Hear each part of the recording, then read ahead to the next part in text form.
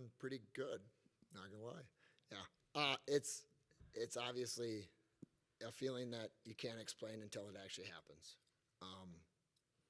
Just proud of the guys, proud of the way they worked, proud of the way they played, not just this weekend, all season long. I mean, this has been it's a goal for a lot of teams, and it was a goal for us, but it was also something we were building to from the last couple of years when these guys were younger, and they've never let up. They've never wavered one direction or the other. They've kept their minds and their bodies on the right end point, and we finally got her. All right, we'll open it up for the questions. Olivia? Porter, I got to ask you about that last play. Obviously, No. 6 seconds left. You're up 4, but they have the ball. Did you know you were going to go in for a steal, or did the opportunity just present itself and you went for it? Yeah, the opportunity just presented itself. My teammate Ty poked the ball, and then the ball just appeared right in front of me. So then I grabbed it, and I wasn't really aware of the time. So then I just went up for the layup. Yeah. You wanted to dunk it, though, didn't you? I wanted to dunk it, but I also didn't want to miss it, so I just laid it in. Yeah.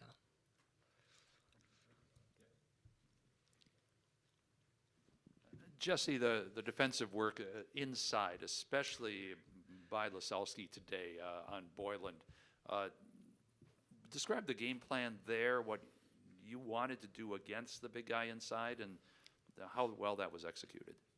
Well, I'll say this, and I know I said it yesterday too. We rarely have a size advantage. But with Lasowski, he's a big, thick kid. He's strong. He's not afraid to get dirty, get some elbows in his face. And when we tell him, dude, we're going to front the post. We're going to have our backside help. But you got to, honestly, you got to make him mad. Get him uncomfortable as fast as you can and as much as you can. And he has done that from time and time again. From our sectional final against Royal, he did it. Yesterday, he did it with their big guys as well. And it carried over to today. He understands his role, he knows his job, and he does it really, really well. For Cameron and Porter, what does this mean for the city? If you guys be the first ever team to bring home a gold ball, just talk to me about what that feels like right now. Yeah, it definitely means a lot to us. We had one state team. Was that 2014? Correct. I mean, we still talk about it, still talk about their run, but to do it ourselves and I guess make our own school history, it means a lot to us, a lot to the community too. So thanks to them for all coming out and supporting us throughout the whole year. Yeah, it 100% means a lot to be part of the school history, to have our supporters come, and it's really just an honor to have this opportunity. And I just want to say thank you to the community for the support, and it was a fun ride. Another one for the guys, just elaborating on that more specifically for you and your senior class to be able to cap off your careers for Cochrane-Fountain City with a state gold ball and to finish it on the Kohl Center floor. Just what does it mean to kind of use this as a capstone for your guys' basketball journey over the last 12 to 14 years? We've been playing with each other since 5th grade. We got a lot of good chemistry. We played each other for a long time. We know each other's tendencies, and it definitely carries over having that good chemistry. Yeah, it's been a long ride with these boys, and I'm just glad that we went out with a bang, really, and our hard work has really paid off, and I'm just glad that we got it done.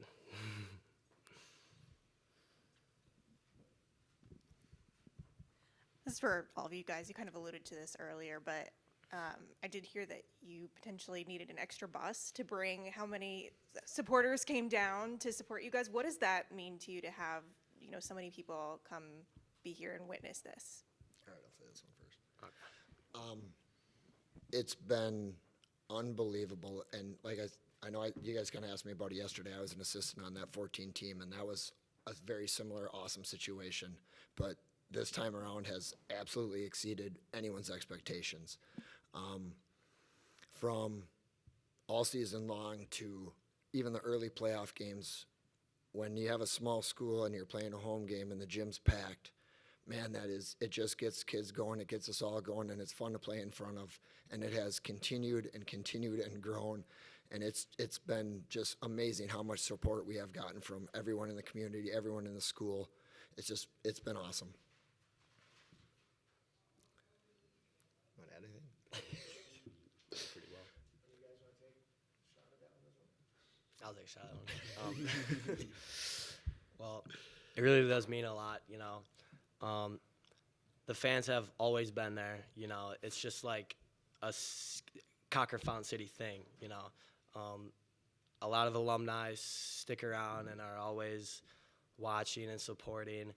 And this state trip, it's really amazing, you know. I just love to see the packed seats. And someone I worked with, like, I think 2 years ago even showed up, so that really means a lot. And all these supporters, they really mean a lot.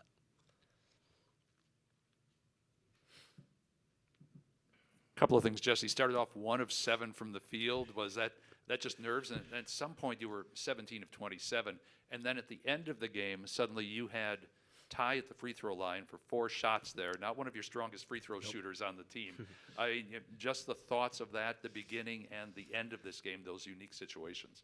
You know, I mean, to start it out, obviously, yeah, whether it's nerves or whatever, these guys will never say it was nerves, but I'll say it was. But, you know, it's about getting comfortable. It's kind of up to whatever team can get comfortable first, just to start playing basketball and not think about the whole situation and the world around you. And then at the end, yeah, Ty is great for a lot of good things. He plays some really good defense. He's an athletic kid. He's good with the ball. He takes care of the ball in those kind of situations. He's not our best free throw shooter, but that's okay. But, you know, again, in a situation like that, they're high school kids. They're going to have nerves. You shoot one long, okay, fine. Just make an adjustment and fix it. And you figured it out. That's what we needed.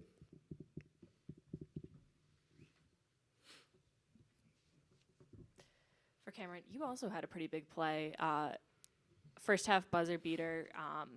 Walk me through that last play, you know, trying to hold for that last shot and then the first one not going in, getting the O board, and finally hitting that 3 to close out the period. And how much momentum did that give you guys going into the locker room at the half?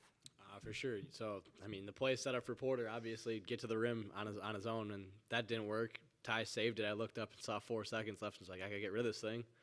I guess just pump faked and took a sidestep and let it fly, and it went in. I mean, a lot of momentum for us. It got us pretty hyped, so I think that carried over into the second half pretty well.